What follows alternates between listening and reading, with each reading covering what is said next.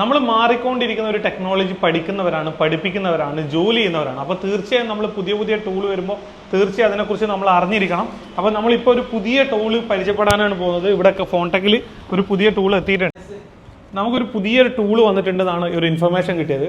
അപ്പോൾ ആ ടൂള് നമുക്ക് എന്താ പറയുക, ഒന്ന് നമ്മളെ പ്രേക്ഷകരെ ഒന്ന് പറഞ്ഞു കൊടുക്കുമ്പോൾ ആ ടൂൾ എന്താണ്, അതിൻ്റെ ഉപയോഗം, അതിൻ്റെ പ്രത്യേകതകൾ, തീർച്ചയായും ഇങ്ങനെ ഒരു ടൂൾ എല്ലാവരും യൂസ് ചെയ്യേണ്ടതുണ്ടോ, ഇത്തരം കാര്യങ്ങൾ അറിയണം. അപ്പോൾ സാറിൻ്റെ മൈക്കൊന്ന് ഞാൻ ഘടിപ്പിക്കുന്നുണ്ട്. ഓക്കെ സാറേ, അപ്പോൾ പറ, എന്താണ് ഇന്ന് വന്ന ടൂള്? ഇത് JCIDയുടെ Q1 എന്ന് പറഞ്ഞിട്ടുള്ള ടൂളാണ്. ഓക്കെ, സ്പെഷ്യലി യൂസ് ചെയ്യുന്നത് ബാറ്ററി ഹെൽത്ത്. ഇതിൽ കാണാൻ നിങ്ങൾക്ക് ബാറ്ററി ഹെൽത്ത് ക്വിക്ക് റിപ്പയർ. അതായത് അതിനെക്കുറിച്ച് പറയുമ്പോൾ സംഭവം ഐഫോണിൽ എക്സിന്റെ മേലോട്ടുള്ള മോഡൽ, അതായത് XS മുതൽ മേലോട്ടുള്ള എല്ലാ മോഡലും ബാറ്ററി കോപ്പി ബാറ്ററി ചേഞ്ച് ചെയ്ത് കഴിഞ്ഞാൽ അൺനോൺ പാർട്ട് കാണിക്കും. അൺനോൺ പാർട്ട് കാണിക്കുന്നതുകൊണ്ട് തന്നെ ബാറ്ററിയുടെ ബോർഡ് നമ്മൾ കട്ട് ചെയ്തിട്ട് പുതിയ ഷെല്ലിലേക്ക് ഇട്ടിട്ട് ചെയ്യുന്ന സമയത്ത് ആ പഴയ ഹെൽത്ത് തന്നെ ആയിരിക്കും. ഷെല്ല് മാറിക്കഴിഞ്ഞാലും പഴയ ഹെൽത്ത് തന്നെ ആയിരിക്കും. അപ്പോൾ കസ്റ്റമർക്ക് അത് ഹെൽത്ത് റിപ്പയർ ചെയ്യാൻ സാധാരണ നമ്മൾ യൂസ് ചെയ്തിരുന്നത് V1SC അല്ലെങ്കിൽ V1S Pro വെച്ചിട്ട് ഓരോ ബാറ്ററിക്കും നമ്മൾ സെപ്പറേറ്റ് ടാഗ് കേബിൾ വാങ്ങേണ്ട ഒരു ആവശ്യം ഉണ്ടായിരുന്നു.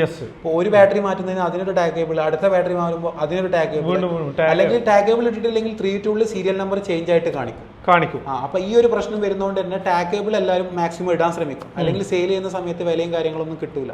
അപ്പോൾ ഓരോ ബാറ്ററിക്ക് നമ്മൾ ഓരോ ടാഗ് കേബിൾ വാങ്ങുന്ന സമയത്ത് ടെക്നീഷ്യന് അത് ഭയങ്കര എക്സ്പെൻസ് ആണ്.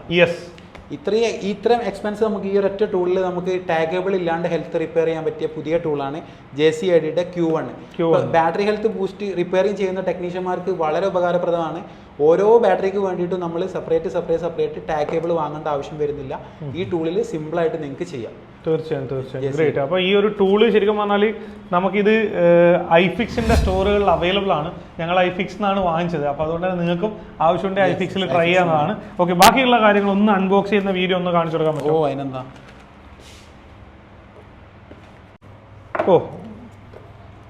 ഇതാണ് ടൂളാണല്ലേ? ടൂള്.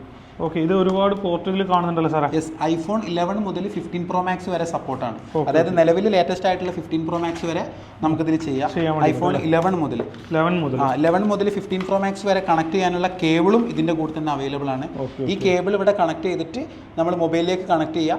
മൊബൈലിലേക്ക് കണക്ട് ചെയ്യുമ്പോൾ മൊബൈൽ ഓൺ ആവും. അതോടൊപ്പം തന്നെ ഇവിടെ നമുക്ക് ബാറ്ററിയും കണക്ട് ചെയ്യാം. ഇവിടെ നിങ്ങൾക്ക് കാണാം, നമുക്ക് ഇവിടെ കണക്ട് ചെയ്യേണ്ട ബാറ്ററി ഇവിടെ. അതിന് മുന്നേ നിങ്ങൾ ഷെല്ല് മാറ്റണം. അതായത് ഒറിജിനൽ ബാറ്ററിയിൽ നിന്ന് ആ സ്ട്രിപ്പ് എടുത്തിട്ട് കോപ്പി ഷെല്ലിലേക്ക് നിങ്ങൾ ഇൻസ്റ്റാൾ ചെയ്യണം.